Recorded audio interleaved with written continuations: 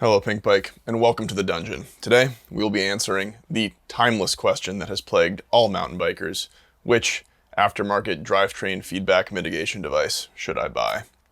Though it seems like kind of a niche issue, the concept of Chainslap has been getting a lot of press recently, and it's not just us. A lot of racers are running devices like this, and they're starting to bleed into the aftermarket. We're seeing all sorts of different price points and alternative takes on how you can control the feedback from the drivetrain into suspension feel. What we're going to do today is answer which of those devices is best and who are they for. What we're not going to do today is get into the science of why these devices work the way they do. That's kind of a broader conversation and one that you all can hash out in the comments. I'm going to intro every device, talk through how it works, who it might be for, and at the end I will give you a final verdict as to which devices we think are best. On test, we have the STFU chain damper, the Rali magnetic Chainslap protector, the Ochain active spider, the Rimpact chain damper, which is also an active spider, and finally, the E13 Sidekick hub. Up first, the STFU chain damper. In many ways, this is kind of the original device in this category, and it's quite simple. It's just two rubber loops with an adjustable or trimmable standoff that you run your chain through on top of the chainstay, and it just controls how much the chain can slap around on the bike. It's primarily meant to mitigate noise, but there is some degree of feel change from it. So it costs $40 and weighs 62 grams, making it the lightest object on test. The climbing experience with the STFU, when set up correctly, is negligible and pretty much no different from the regular experience you'll have on your bike. Nice thing about the STFU, when it's set up right, it just doesn't engage with your drivetrain at all on the climbs. Like while pedaling, it's not touching anything, does not interact with the chain. It's only on the bumps. But what that means is what you're getting is your bike's typical climbing feel. So whether that's grippy or soft or sporty and easy to lose traction on, that's what you get.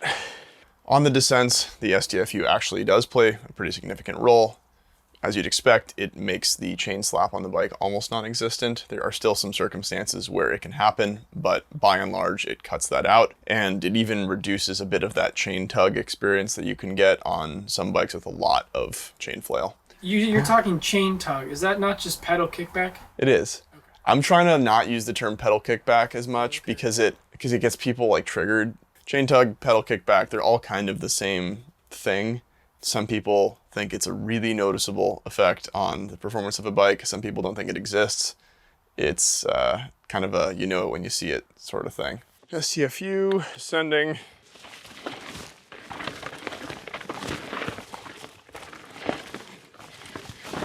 I mean, it is just silent. You can get a little chain slap in the most extreme bottom mounts because it's the chain hitting the bottom, like just there, the bottom of the stays. But otherwise it is dead quiet.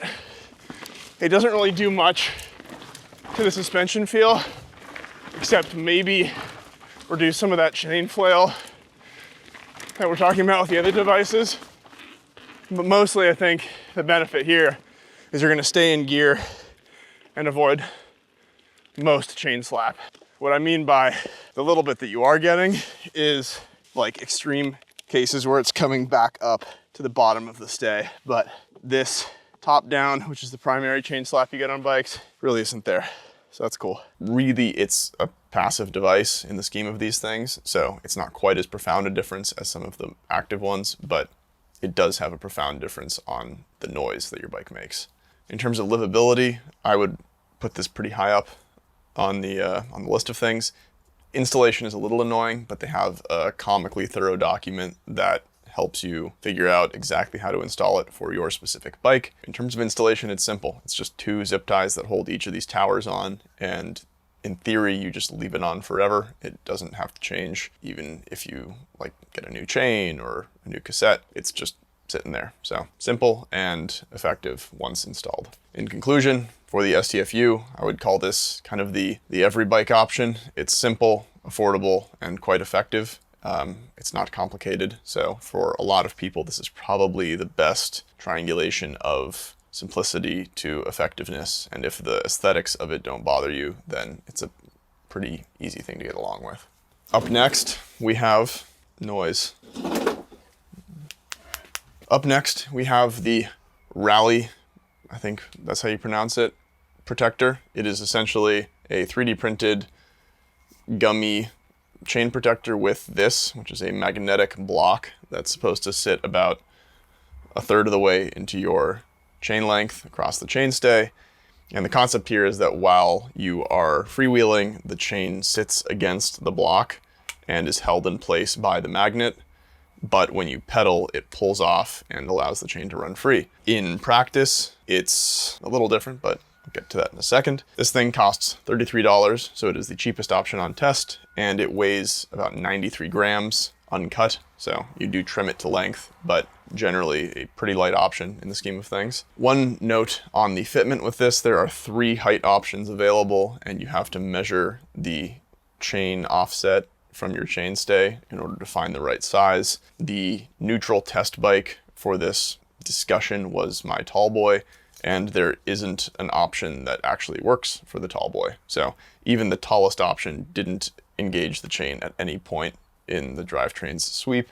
So we ended up running it on a Canyon Spectral, which has a very short clearance from the chain to the chainstay, and did find that it was able to grab the chain with the magnet. So just a quick little caveat on that, but worth noting that not all bikes will work with this. On the climbing performance of the Rali, it's, as you'd expect, it doesn't really have any influence at all. It's similar to the STFU. When you've installed it correctly, it just is your bike as normal. And then this thing ideally has no interaction at all. And I found that to be the case, even on the Canyon, where the chain could get stuck to this when freewheeling. All right, well, not too much to report on the Rali. It's just your regular bike without any doohickeys. As you'll note, this magnet really doesn't grab the chain on the tall boy, so there's no unsticking motion to counteract, so nothing to comment on with that. Traction with this bike without a chain device, though, is actually a little bit worse. I'll say that. Like, the weird soft catch you get out of some of these devices kind of helps. Mostly the Sidekick and the Ochain. On the descents, frankly, this is the weakest performer of the bunch. It doesn't do anything to mitigate chainslap, and in a lot of circumstances makes it worse because this magnet is pretty hard. So you actually get like a repetitive slap and tick because the chain is sticking to it on hits, and it's not strong enough to actually hold the chain through rough terrain or deep compressions. So while the concept is novel and maybe has legs with some iteration, it just doesn't do the job it's supposed to do as it is. All right, this is the Rali, and there's Chainslap. Oh, this bike does feel noticeably pointier without the deeper feel you get out of some of the chain devices. But at the same time, it's like snappier, more positive in these kinds of flowy trail things. And there's a truck.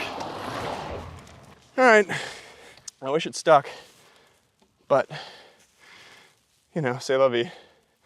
And I think realistically, like, this is the gear I've been in on all the devices on that descent, and I'm not gonna make a concession and go to the pretty much unpedalable 10 tooth on a flat-ish descent, just because it's not what I'm gonna be using. So concessions are kind of not the goal here.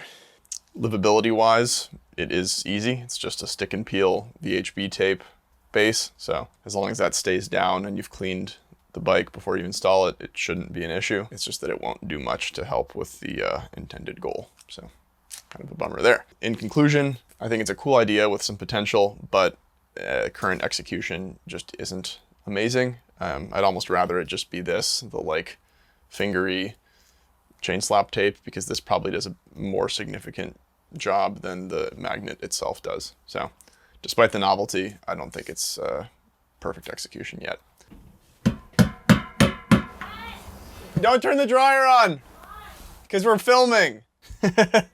Keep that in the video. Yeah. The next 3 items on test here are the active objects in this category, and that means that there are moving parts, additional complication, and a few more tricks at play to not only mitigate the chain noise that you get, but also the chain tug and how that impacts suspension feel. That is, again, kind of a complicated issue that differs bike to bike, but generally the experience of running a device like any of these is a deeper feeling suspension, for lack of a better term, and in some ways almost like a canceling of some of the anti-squat effect that you have on the descents, where the suspension can feel deeper, less impacted by the drivetrain's chain growth as you compress the suspension, and generally a more calm feeling through the feet. So that's kind of the goal that you're chasing with all of these products.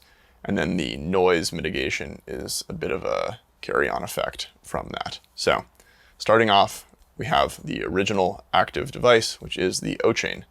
So Ochain came out with a non-adjustable one quite a few years ago, and this is the updated adjustable Ochain R. Has 4 different deadband options, 4, 6, 9, and 12, as well as a lock in case you want to feel your bike without the active spider element. The Ochain retails for €385, which converts to about 400 USD, and it weighs 218 grams with this 34 tooth chainring that I have on here. The pricing and availability may be changing now that SRAM has acquired Ochain, but we don't have too much information on that yet. I would just think that now that they're owned by a larger company, it will be hopefully an easier experience to get your hands on one of these things. Talking first about the climbing experience with the Ochain, it has a very light spring that allows the thing to clock, and though you're pedaling through whatever deadband you've set, it's very easy to bottom out and feels pretty intuitive once you've spent maybe a day riding it. I would call it the least disruptive of the active devices when it comes to the climbing experience. And in some circumstances, especially in the shorter travel positions, it can almost have this like clutching effect that is maybe traction enhancing in some circumstances. That's like a little too touchy-feely to put into firm, definite yes-no category, but I do think that there's an element of climbing benefit with some of these active devices. In short, I would call this a pretty pleasant thing to climb with. On the Ochain, I have the Ochain R set up into the most extreme travel setting. So it has the biggest deadband between pedaling and engagement. Ochain, I really like in climbing scenarios, especially in the middle of its travel arrangement, or travel adjustment rather. Kind of has like a soft catch feeling to it that lets you maybe meter out power a little more carefully than you would normally. You know, there's still the slop in the system, but the way that it catches, like almost feels like you get a little bit more traction out of it.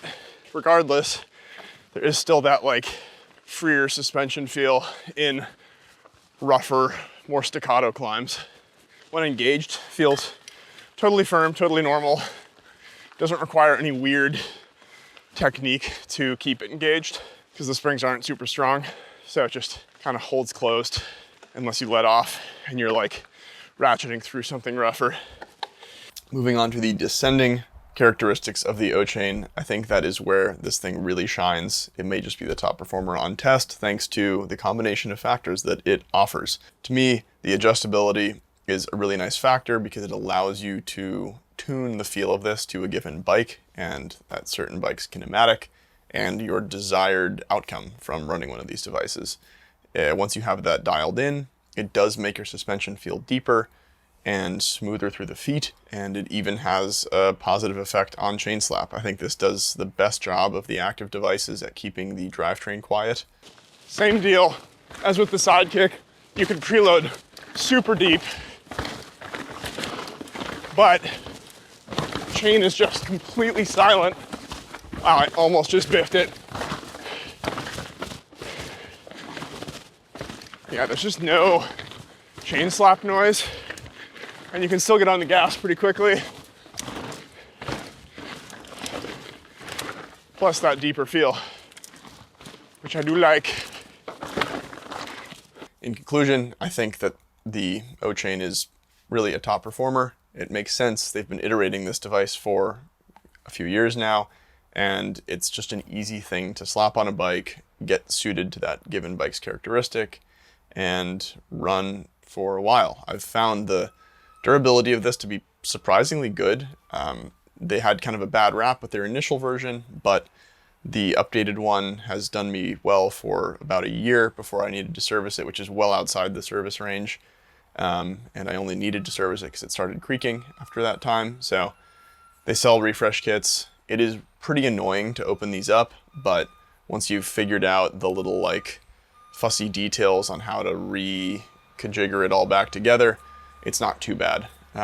Just not my favorite task. Maybe something left to a bike shop if you don't want to do it yourself, but not the craziest process. Moving on to another chainring device, we have the Rimpact chain damper. This is a pretty new item on the market and kind of builds off the concept of the Ochain, but simplifies it in a way. This is not adjustable. It's just one setting that is meant to apply to the full range of bikes, and Rimpact came to market with this as a pretty downhill focused item. The springs inside are very stiff, and that can create some pretty unusual sensations, but more on that later. This thing costs 280 British pounds, and that converts to about 350 USD. It weighs 242 grams with the 32 tooth chainring option that I have here. And they have 32 through 36 tooth chainring options, I believe. There may be more available now. You have to buy their chainrings. So unlike the Ochain, which is like a 104 BCD spider, this is a full device. So they make their own chainrings and they integrate directly into the device, which is pretty slick. Touching first on the climbing performance of the Rimpact, as it comes stock, I would describe it as horrible to pedal. It's a very weird experience and takes quite a bit of getting used to. I would say that despite riding it a ton in the stock setup, you never really get used to it. It's a really stiff wind up, and you have to kind of keep a consistent pedaling power in order to keep those springs bottomed out, or else you get this weird like rock back sensation that almost feels like a, for those who've ridden square taper bottom brackets, when those start to warble out and your cranks can like feel a little wobbly, for lack of a better term. It's just an odd sensation. And because of the feedback they got on that, they actually released a lighter spring. They call it the trail spring. And I would say that the climbing performance with the trail spring is totally adequate.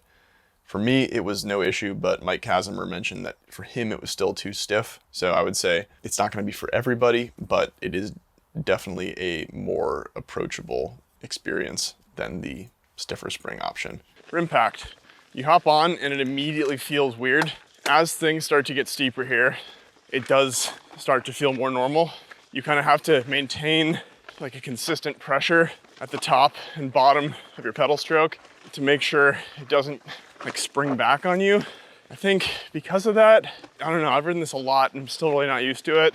You do find that you're like burning out a bit more in certain circumstances because you have to keep more pressure in the system to make sure those springs are bottomed. Reduced to a conversational pace here, I feel the spring on every single pedal stroke. If you're riding with a homie, you're just having a chat, this feels weird. I understand that under hard pedaling, it kind of goes away, but I don't know, a lot of time you're just riding your bike, not pedaling as hard as possible. I don't know, in those situations, it's hard to get used to.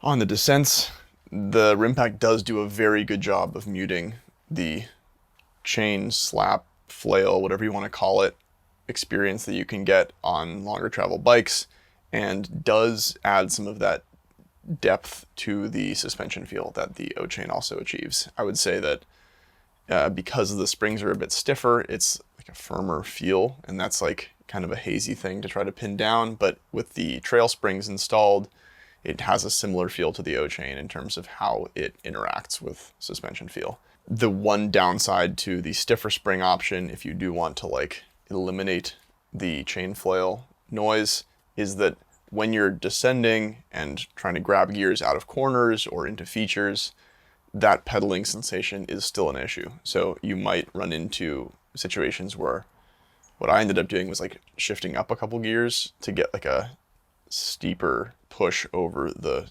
chainring effect, and it was just kind of an unusual thing to have to get used to, but I think you can. It's just a matter of running it consistently. All right, so immediately you're like aware of it being a less deep feeling than the Ochain and the, good Lord, Sidekick. Mostly the chain's quiet, not always. Like, I do find that in shadowy stuff, it can still get going. Whew, that's nice. But I don't know. For me, I'm gonna catch one more little thing here. So, ripping a descent in moments where, like, you want to grab the pedal, you know, to get a couple cranks in to generate speed. It just feels like you're in the wrong gear. I often find myself shifting down 1 or 2 gears relative to what I'd normally do to get it to have the same positive engagement. So something to, I don't know, calibrate, I suppose. Speaking on the livability elements of the Rimpact, I've had a ton of miles on this at this point, and my experiences have been pretty good overall. I'm running the trail springs pretty much exclusively at this point just because they're easier to get used to. I have had an okay time with the durability of this. The weather sealing could be better. I find that it gets creaky pretty quickly, and I end up like lubing the outside of it or just opening it up, cleaning it, and re-greasing it. Luckily, especially when compared to the Ochain, it is pretty easy to open up, service, and close back up. There's less funky clocking and stuff to deal with, and they've got good labeling on the inside for where each internal item goes. Generally, though, I would say the creaking is kind of an annoyance. One other weird thing is you can see the inside of mine is pretty scored, and that's because it's so fat, like width-wise, that rocks pretty frequently get caught between this thing and bash guards or even like frame elements. So it has a tendency to catch rocks in these little bolt holes and just create a lot of drag and horrible noise. So kind of one thing to watch out for, and something that can get a little annoying if you ride in a very pebbly area. In conclusion, I think the Rimpact is a pretty solid option for park bikes, more descent-focused riding, but the stiff springs make it a pretty poor option for all-around bikes that you're going to be climbing a lot. I do think that the lighter trail springs make it a bit easier to live with, but those are still not perfect for all people out there. Finally, we have the E13 Sidekick. As you see here, this is an entire wheel because the Sidekick is an entire hub. Unlike the active chainring spiders, the Sidekick's mechanism is built into the hub itself and is essentially a pawl-driven device that decouples the drivetrain force from the hub for a certain deadband and then engages the drive forward. So you have 3 options for deadband. I think it's 12, 15, and 18 degrees. And those are easily changed by just pulling the free hub off of the hub and clocking that object in a different orientation. The Sidekick retails for $500 US, and the hub itself weighs 408 grams. On the climbs, the Sidekick is fine. I would say it's pretty similar to having a low engagement hub on the bike, where the active spiders have a bit of a like soft catch that ramps into the full drivetrain force.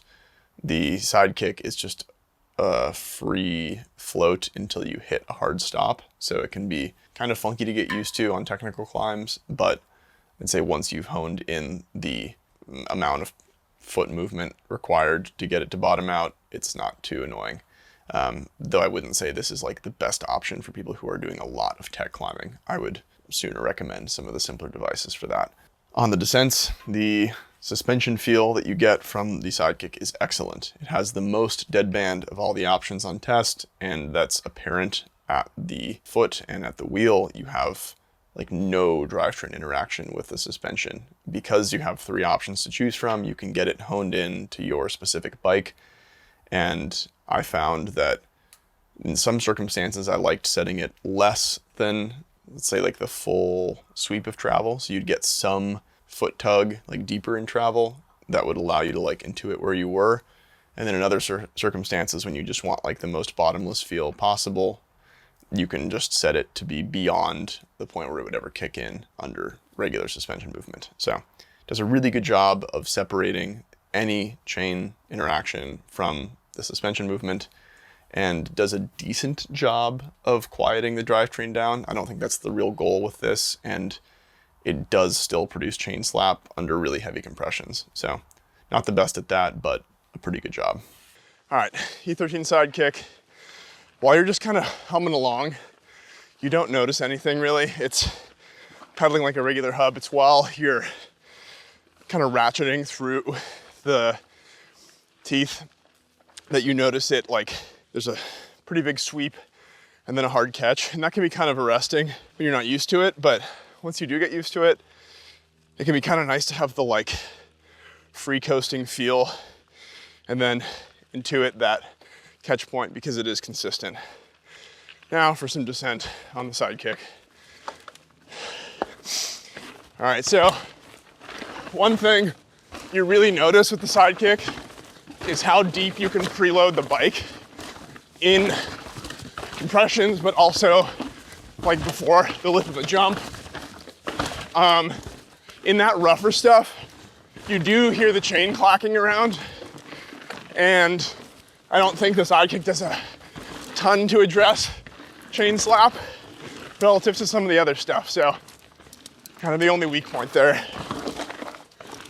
In terms of livability, I have been riding the Sidekick for a bit over a year now, and it had been trouble-free up until about a month ago when I totaled the hub. So some background, I've been riding this a tremendous amount in order to kind of test the durability of it. E13 hasn't had the best track record when it comes to the longevity of some of their products, and there's been a lot of skepticism about that with the Sidekick. And I would say that the amount of time I put on this product, the kind of harshness of life that it lived, leads to me feeling not too disappointed in the fact that I did strip it out, but it is still very frustrating that it happened at all. You know, it was the kind of issue that like I wasn't able to fix trailside. I had to just coast my bike home, and that was that done and dusted. Essentially what seems to have happened was like some sort of debris worked its way in, caused the pawl pusher to get caught and then kind of strip itself out. And so there was no longer any drive in the drivetrain, and you can see here it like spins free for a while before ever catching, and usually never catches. So annoying that it broke, but I would say by and large, I would still trust the object fairly well because I put so many miles on it. I'm sure they're still iterating on some of the smaller details with things like that, but beyond catastrophe, the livability is pretty good. I'd say that the fact that you have to pull the hub apart to change the settings is a bit annoying, but it's the kind of thing that you're going to do a couple times to figure out the right setting for a given bike and then never touch it again. It's the kind of job that doesn't even require a bike stand, honestly. Like you just flip your bike upside down, pull the wheel, do the thing quickly. So I would say the adjustment is fussy, but not a deal breaker for me. Final conclusion, thoughts on the Sidekick. I think this does a really good job of separating the drivetrain feel from the suspension performance. And though it's not the best at quieting things down, it's probably the best option for downhill bikes because it has more deadband travel to suit bikes with longer wheel travel. So despite some durability concerns about it, I do think it's still a pretty viable option, and I'm excited to see what they do with this concept going forward. Finally, I'm gonna wrap things up with kind of just a tier list of what I think about all these things. I'm gonna start at the last choice and work my way up to the top. My last choice is going to be the Rali. It doesn't work, really. The concept is interesting, and I think that like maybe in a perfect scenario you could get the chain to sit on this thing perfectly all the time and never make noise, but despite trying to optimize for this thing's performance, I never actually managed to make it work that well. So cool idea, but a bit of a miss in my experience. Up next, I'm gonna say the Rimpact. This is a pretty solid product, but the fact that you have to buy it and then buy aftermarket parts to make it work better for most people in most circumstances is a bit annoying. I think the trail springs make this a much better option, but we found that it still wasn't perfect for all users in all applications. Additionally, there are some durability annoyances with how often it gets creaky, so requires a bit more maintenance than some of the other options. I would call it kind of a tie ultimately with the Sidekick, because the Sidekick does maybe a bit better job of integrating into the bike, but because of its durability concerns, it's hard to recommend outright. Until I had the drive ring strip out, it was closer to the top of my list, but it's hard to say how long it'll last. You know, I had a really good time with it. I'm told I'm one of the few people to break the hub, but the fact that it happened on a production version means that I can't say with full confidence that it won't happen to an end user. So that leads to my second overall choice, which is the STFU. And maybe my top choice if simplicity and cost are your kind of winning metrics. You know, it's really simple. You just zip tie it on, and in theory, you leave it forever. And it does a really good job of quieting the bike down and a pretty good job of keeping that chain flail at bay. It's not as profound a difference as any of the active devices are, but for most bikes, it's just like the quietness that makes the biggest difference. Finally, I think my top choice and the general consensus amongst the tech editors is the Ochain. This thing is really good. It's adjustable, it's effective, and it has survived the test of abuse. So pretty easy to recommend. It's expensive, and I do not like servicing it, but if you can overlook those factors, it does offer a lot in terms of suspension feel, braking performance, and general bike quietness. So winner of the test goes to Ochain, and that's that.